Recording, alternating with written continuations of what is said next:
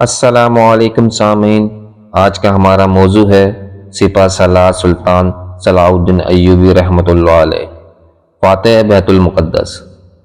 سلطان صلاح الدین ایوبی بن یوسف بن ایوبی سلطنت کے بانی تھے۔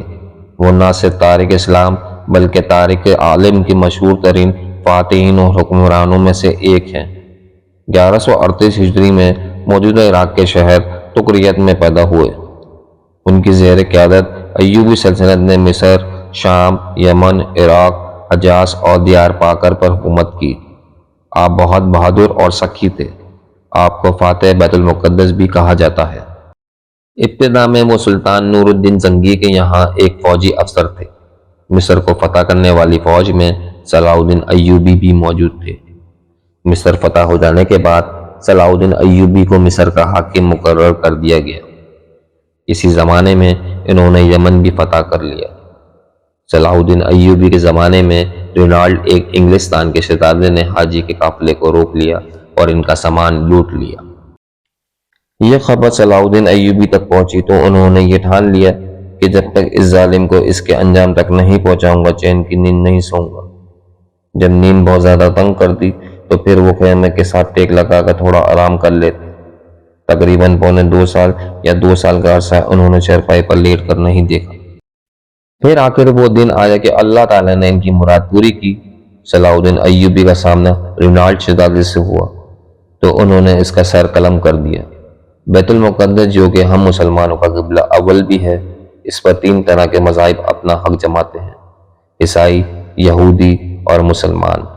جس وقت بیت المقدس عیسائیوں کے قبضے میں تھا تو وہ مسلمانوں پر بہت ظلم ستم کیا کرتے تھے اور ظلم کی ساری حدیں ہی پار کر دی تھی۔ حضرت عمر رضی اللہ تعالیٰ عنہ کے دور میں مسلمانوں نے بیت المقدس کو فتح کر لیا تھا اور اس کے بعد تقریباً 3 صدیوں سے زیادہ مسلمانوں کے پاس ہی اس کی تمام انتظامی ذمہ داریاں تھیں۔ لیکن پھر دھیرے دھیرے مسلمان فرقوں میں بٹ گئے، جس کا نتیجہ یہ ہوا کہ اس وقت کی مسلم سلطنت کمزور پڑ گئی اور آہستہ آہستہ فلسطین اور سیریا جیسے علاقوں پر عیسائیوں کا قبضہ ہونے لگا، اور آخرکار عیسائیوں نے مسلمانوں سے بیت المقدس کو بھی چھین لیا۔ بیت المقدس پر عیسائیوں کے قبضے کی وجہ سے پوری اسلامی دنیا میں غم و غصے کی لہر دوڑ گئی، کیونکہ بیت المقدس کو اسلام میں بہت زیادہ اہمیت حاصل ہے۔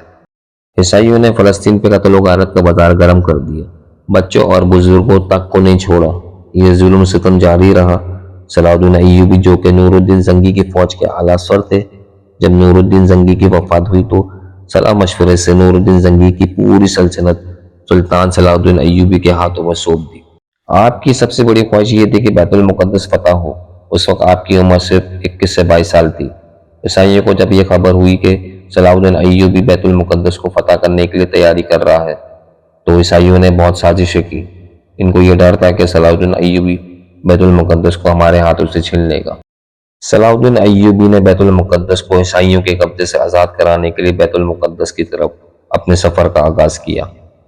وہ اپنی افواج کے ہمراہ قبلہ اول کی طرف بڑھے۔ سلطان صلاح الدین ایوبی اور ان کی فوج میں جہاد کا جذبہ کھوٹ کھوٹ کر بھرا ہوا تھا۔ آخرکار ایک زبردست جنگ کے بعد صلاح الدین ایوبی نے بیت المقدس کو فتح کر لیا اور وہاں مقیم عیسائیوں کو قتل کرنے کے بجائے ان سے فدیہ لے کر انہیں فلسطین میں رہنے کی اجازت دے دی۔ یہی وجہ ہے کہ سلطان صلاح الدین ایوبی نہ صرف مسلمان بلکہ عیسائی بھی بہت احترام کرتے ہیں۔